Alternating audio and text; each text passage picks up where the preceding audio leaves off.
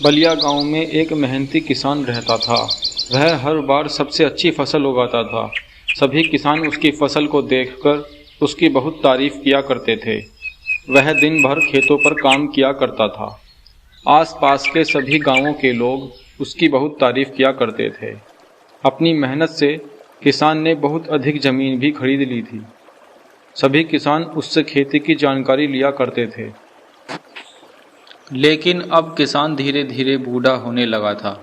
किसान के दो बेटे थे। वे दोनों बहुत आलसी थे। किसान के बहुत समझाने पर भी वे दोनों खेत पर काम नहीं किया करते थे। दोनों दिन भर गांव में इधर उधर घूमते रहते थे।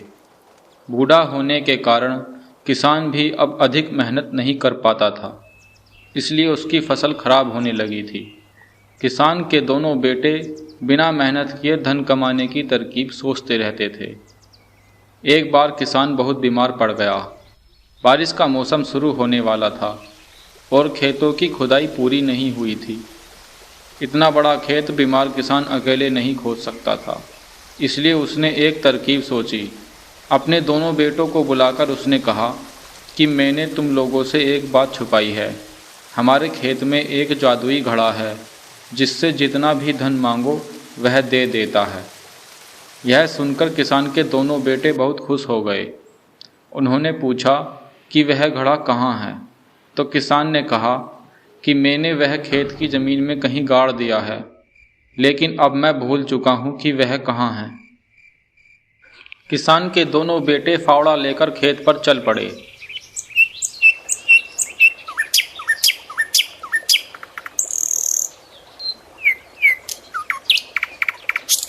एक तरफ से खुदाई करते हुए वह शाम तक खेत के दूसरे कोने पर पहुंच गए, लेकिन उन्हें कहीं भी वह घड़ा नहीं मिला। निराश होकर दोनों वापस घर लौट आए।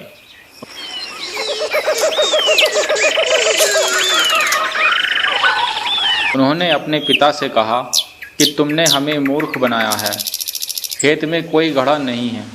किसान ने कहा कि मैं झूठ नहीं बोल रहा हूँ। तुम एक काम करो, गेहूं का बीज ले जाओ और खेत में बो आओ। जहाँ पर भी वह घड़ा होगा वहाँ से गेहूं सूख जाएंगे। दोनों को वह बात पसंद आ गई। उन्होंने खेत में अच्छे से बीज बो दिया और उसकी अच्छी तरह से देखभाल की। कुछ समय बाद खेत में बहुत अच्छी फसल तैयार हो गई। किसान की बीमारी भी तब तक ठीक हो चुकी थी। किसान अपने बेटों के साथ खेत पर गया। उसके बेटों ने पूछा कि वह घड़ा कहाँ है, तो किसान ने कहा कि बच्चों, यही खेत वह पूरा घड़ा है। यही हमारी सारी ज़रूरतों को पूरा करता है। अब इस फसल को काटकर हम थोड़ी सी फसल अपने पास रखेंगे और बाकी को बाजार में बेचकर धन कमाएंगे। अपनी मेहनत का फल हाथ में आने पर किसान के बेटों के आंखों में आंसू आ गए। फिर उन्होंने बिना वजह धन खर्च करना छोड़ दिया और अपनी मेहनत से खेतों में सबसे अच्छी फसल उगाकर दिखाई। कुछ ही समय में किसान और भी अमीर हो गया। फिर सभी खुशी खुशी रहने लगे।